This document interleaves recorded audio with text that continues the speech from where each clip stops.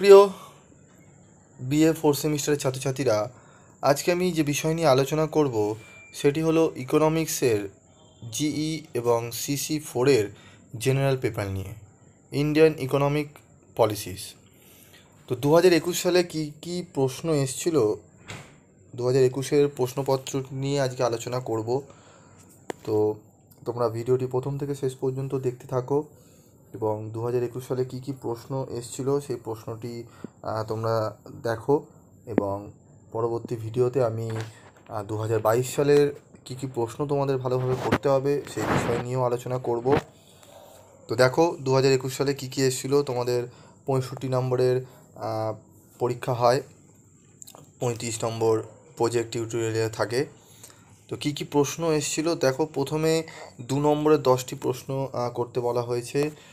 প্রথম প্রশ্ন হচ্ছে অপারেশন বর্গা কী, নতুন কৃষি কৌশল বলতে কী বোঝো, অর্থনৈতিক জোটের সংজ্ঞা দাও, ক্ষুদ্র শিল্প কাকে বলে, বিদায় নীতি কী, জ্ঞান শিল্প বলতে কী বোঝো, প্রত্যক্ষ বিদেশি বিনিয়োগ বলতে কী বোঝো, ভূমি সংস্কার বলতে কী বোঝো, নাবার্ড কবে প্রতিষ্ঠিত হয়, ভারতীয় অর্থনীতির উদারীকরণ বলতে কী বোঝো, আর্থিক নীতির সংজ্ঞা দাও, পোর্টফোলিও বিনিয়োগ বলতে কী বোঝো, জিএসটি কি, কবে এটি ভারতীয় অর্থনীতিতে চালু হয়, মিশ্র অর্থনীতির সংজ্ঞা দাও, সরকারি ক্ষেত্র বলতে কী বোঝো।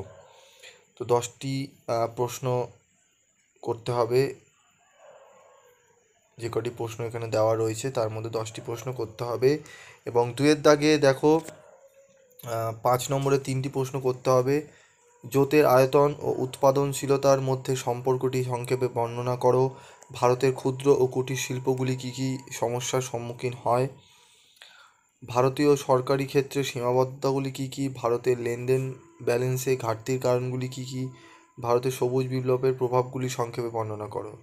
যে কোনো 3টি প্রশ্নের উত্তর দাও। ভারতে ভূমি সংস্কারের উদ্দেশ্যগুলি কী ছিল, ভারতে ভূমি সংস্কার কর্মসূচির মূল্যায়ন করো, ভারতে কৃষির উৎপাদনশীলতা বৃদ্ধির জন্য ভারত সরকার কর্তৃক গৃহীত ব্যবস্থাগুলি কী কী, ভারত সরকারের 1991 সালে গৃহীত শিল্প নীতিটি বর্ণনা করো, উদারীকরণ পরবর্তী ভারতের বৈদেশিক বাণিজ্যের পরিমাণ, গঠন ও গতি আলোচনা করো, উদারীকরণ পরবর্তী ভারতের আমদানি রপ্তানি নীতি সংক্ষেপে বর্ণনা করো। যে কোনো 3টি প্রশ্ন এর মধ্যে থেকে করতে হবে। তো ইংলিশ ভার্সনটিও তোমরা দেখে নাও।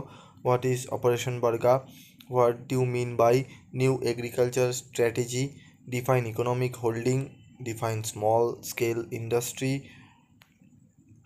what is exit policy, what do you mean by knowledge industry, what do you mean by direct foreign investment, what do you mean by land reforms, when was NABARD established, what do you mean by